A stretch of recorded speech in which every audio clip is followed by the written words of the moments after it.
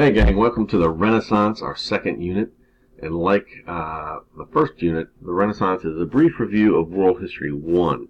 So some of this stuff will probably sound a little familiar to you as we go through it. This unit isn't very long, a couple days plus a test, so make sure you check Schoology for the correct test date coming up. But before the Renaissance, you'll remember we lived during the Middle Ages, also known as the Dark Ages. And life during the Middle Ages in feudalism was short and brutal. And communities of small people, things weren't really unified. You didn't have your united countries that you have in Europe now or in other parts of the world. Things were still kind of fractured and broken into smaller pieces. Unification would be a process that would take quite a bit throughout the world. Alright, this is approximately what they thought the world looked like around the 16th century or the 1500s. As you can see, they got some parts of the world right, and some of them were still a work in progress, you could say. But by 1500, regional trade patterns had developed that linked Africa, the Middle East, Asia, and Europe.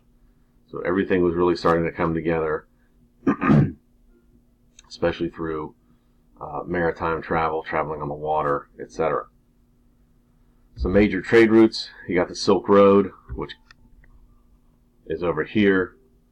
Okay, here's China, across Asia, up through the Red Sea, up through the Persian Gulf as well, and then up through the Mediterranean, which you can see here looks a little bit different than the map you guys are used to. So here's Italian Peninsula, Balkan Peninsula, Black Sea, etc. They actually offer tours along the Silk Road. All right, probably a little bit better travel accommodations and places to stay. The Indian Ocean, India, the Indian subcontinent, was kind of almost a middle ground or a midpoint between Africa and China. So it was a very big hotspot for traders setting up coastal ports, especially Europeans. India would start to be colonized by European countries or European nation states. And lots of, as you can see here, lots of water routes, also known as maritime. So anytime you hear the word maritime, you're talking about sea trade or sea travel. Then we got the Trans-Saharan. Trans means across. Say you'll remember this is the Sahara Desert. Okay, so lots of trade was kind of linking. Sometimes they'd start here, and then things would go across northern Africa, filter down into Saharan Africa, all up through the Iberian Peninsula here, and so on. Okay, so the Mediterranean, again, as I said before, was a central spot for lots of things developing between Europe, Africa, and Asia. All right, the Black Sea also linked. Black Sea is over here, but it also linked up through Russia and up through northern Europe. You can see the little coastal ports here, up near Scandinavia, which is Norway, Finland, Sweden, as well as the Netherlands.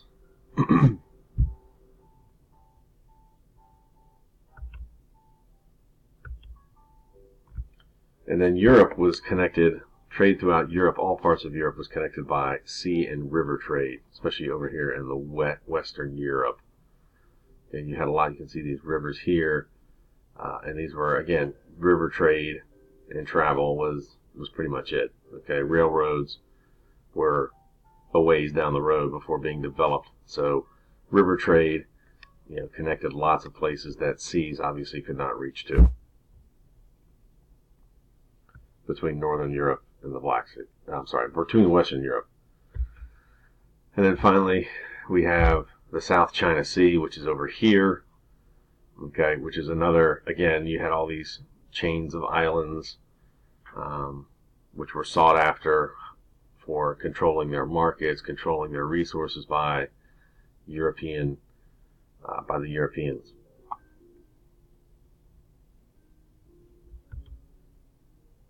Now, it's also very important to realize that besides goods being traded. Lots of different things. Ideas were being traded and exchanged. Okay, religion, language, art, science, math, medicine, technology. All that stuff was being traded. So it wasn't like, hey, we're just swapping goods, spices, and silks and things like that. They were trading. Everything was being exchanged. So this is where the world kind of starts to flower and blossom, if you will. So, more or less, new technology and scientific advancements were shared amongst different cultures. All right. Paper, the compass, silk, spices, gunpowder, and porcelain came out of China. Textiles, which are fabric and cloth. The numeral system came from the Middle East. Scientific knowledge, medicine, astronomy, mathematics, algebra came from the Middle East as well. Numbers, zero, and textiles came from India. So the concept of the zero in mathematics came out of India. And then you also have the Crusades. The Crusades brought many ideas and goods back from the Byzantine Empire. And remember, the Byzantine Empire was kind of a bridge linking Europe and Asia. It's right over there by the Bosphorus Strait, kind of the gateway between those two continents. Alright, so the Renaissance is roughly from 1300 to 1650. New intellectual and artistic ideas that developed during the Renaissance marked the beginning of the modern world. So a lot of people like to say that the Renaissance is where the modern world was born. Renaissance is also the rebirth of classical knowledge as well as the birth of the modern world. Okay, so this is where things really start to come together, as you could say, for humans during this time. The Renaissance really starts up here in these city-states: Venice, Florence, Genoa. These were the hot spots of the Renaissance because they had a lot of port cities, which people got rich, made a lot of money, and you just had a lot of activity, economic activity that spurred other types of growth, intellectual, artistic, and so on.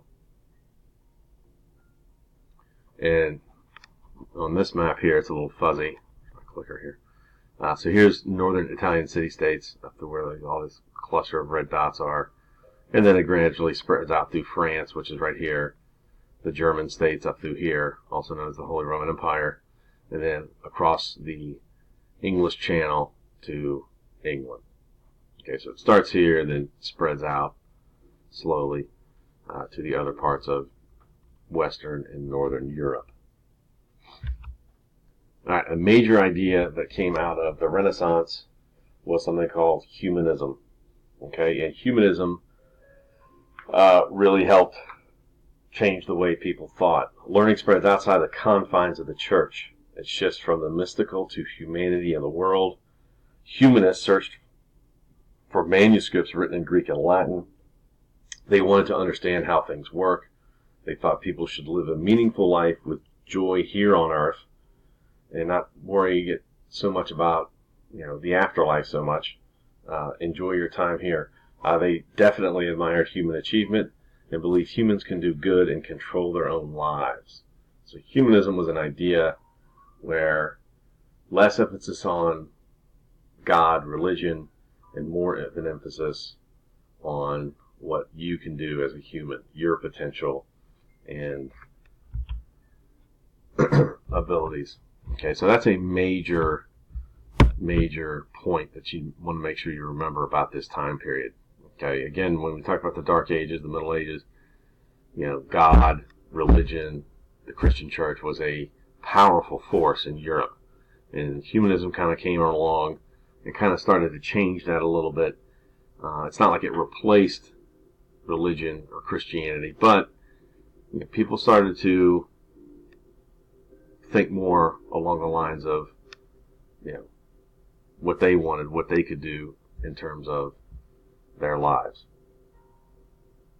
All right. Then, You had people, the rich people who made it happen. You had the wealthy patrons, okay, the wealthy families that kind of controlled some of these city-states. In Florence, Italy, you had the Medici family. They were bankers, and for a period of time, they also ruled the Italian city-states, mainly due to their wealth. This guy here is Lorenzo the Magnificent. He was considered the greatest patron of the arts and united the Italian city-states at one point. Obviously, not enough to actually unify Italy. That would come much later. But he did support Leonardo da Vinci and Michelangelo. And here you can see the current state of Europe at this time. Another thing that was influencing people's thoughts and ideas was the Black Death. Okay, people questioned their faith in the church. Why would God do this to us? Why would He punish us like this? You know, what did we do to deserve this type of punishment from God? And then you had trade that led to the growth of city-states. And then you had exchanging of ideas that influenced scholars. So all those things, trade, city-states, Black Death, rich people, humanism, really kind of helped shape European society at this time. And to a larger extent, those things would also shape the parts of the world around them, at least in terms of the places that Europeans could reach out to. All right. All right. So questions, again, write them down. We'll talk about them. Make sure you summarize these notes. Okay. If you have any, here are the key points. Trade. More than goods were being exchanged. Remember, intellectual ideas, science, math, religion, technology. And humanism helped change the way people look at themselves and the world. All right, so get that summary done. Any questions, jot them down, and I will see you back here next class.